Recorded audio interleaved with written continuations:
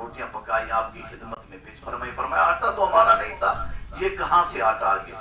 حضور آپ کے گھر, آپ کے بیٹے کے گھر سے آٹا لیا. فرمایا اس روٹیوں کو اٹھا کر دریائے دجلہ پر لے جاؤ اور دیکھو ان روٹیوں کے ساتھ کیا حشر ہوتا ہے, کیا سلوک ہوتا ہے.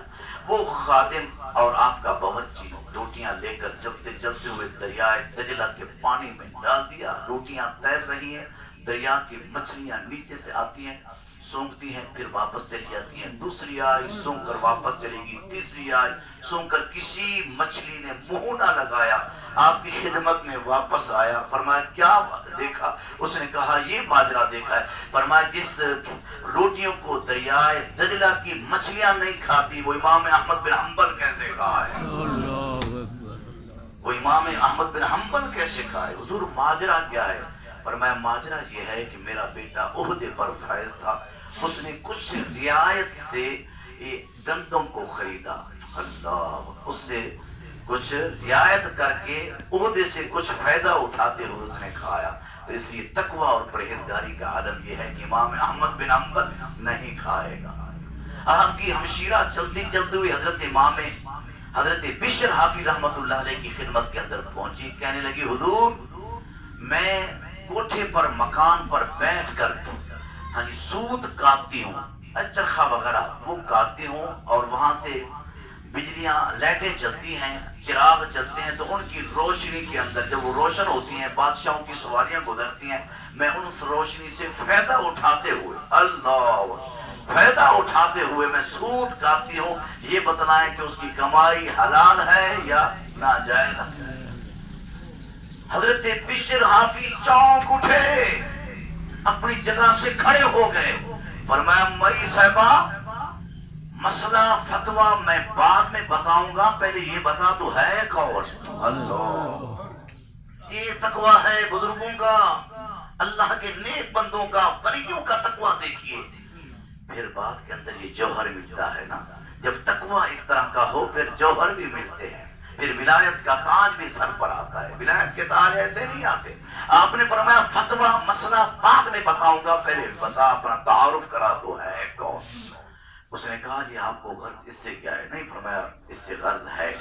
تو انہوں نے پھر تعارف کرایا کہ حضرت امام احمد بن حنبل کی سسٹر اور ہمشیرہ ہو. فرمایا اگر تو ان کی بہن ہے تو تیری لیے جائز نہیں ہے.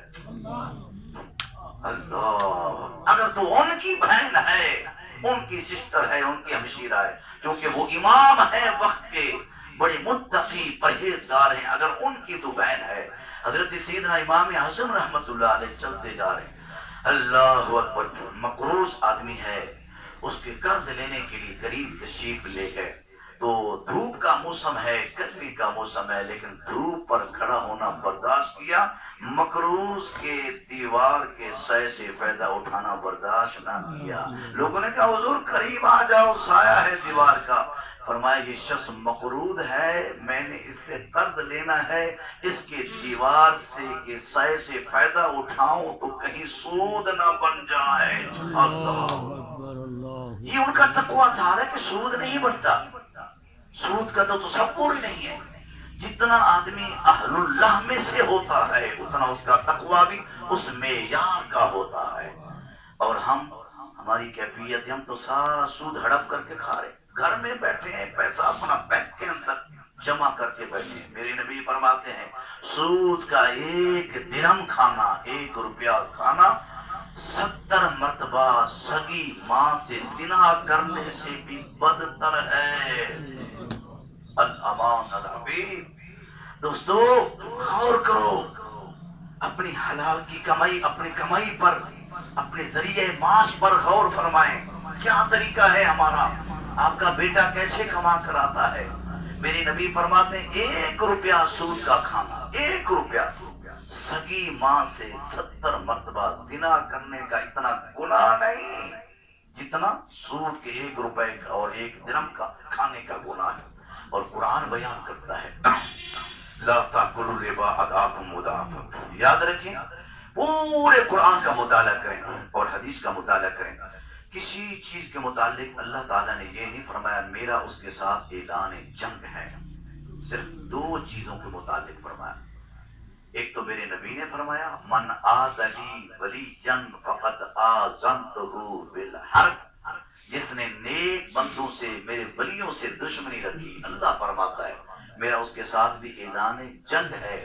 اور جو سودی کاروبار سے بعد نہیں آتا، اللہ فرماتا ہے وہ بھی اللہ سے جنگ کر رہا ہے۔ صرف ان دو چیزوں کو مطابق اللہ کی بارگاہ کے اندر دعا ہے اللہ تعالی ہم سب کو اپنی اپنی اصلاح کی توفیق نصیب فرمائے۔ باتیں تو بہت ہیں قرآن حدیث کی روشنی میں، لیکن ٹائم بھی کافی ہو گیا ہے، تو اس لیے دوستو تھوڑا کھائیں، اس کے حلال کے طریقے سے کھائیں، اگر اللہ دیتا ہے تو اس کا شکر ادا کریں۔ ہر شخص غور کرے کہ میرا بیٹا کیسے کما رہا ہے، آپ کا رزق کیسے ہے، کس طریقے سے، کیا کیا ذرائع ہیں۔ اللہ تعالی ہم سب کو اپنی اپنی اصلاح کی توفیق نصیب فرمائے۔ اللہ تعالی ہم سب کو رزق حلال کے لک میں کمانے اور کھلانے کی توفیق نصیب فرمائے۔ میرے آقا دو جہاں نے فرمایا التاجر المصدوق الامین شہداء اللہ، دوسری روایت کے اندر ہے مع النبیین والصدیقین والشہداء والصالحین۔ سچ بولنے والا تاجر، سچ بولنے والا دکاندار، سچ بولنے والا تاجر دغا نہیں کرتا، دھوکہ نہیں کرتا، فراڈ نہیں کرتا، عیب چھپاتا نہیں ہے، جب قیامت کا دن آئے گا اللہ تعالیٰ اس کو شہید کے برابر درجہ عطا فرمائے۔ التاجر المصدوق والامین مع النبیین والصدیقین والشہداء۔ ایک صحابی رسول ہاتھ کھود رہے تھے، ہاتھ پر چھالے پڑے ہوئے تھے، میرے نبی نے فرمایا کیا کرتے ہو؟ یا رسول اللہ رزق حلال کماتا ہوں۔ میرے نبی نے فرمایا ذرا ہاتھ مجھے دکھاؤ۔ وہ کھود رہے ہاتھ پر پڑے ہوئے چھالے، جب اس آقا دو جہاں سرور کائنات صلی اللہ علیہ وسلم اس کا ہاتھ لے کر اپنے ہاتھ میں رکھ کر میرے نبی نے اس کو بوسہ دے دیا۔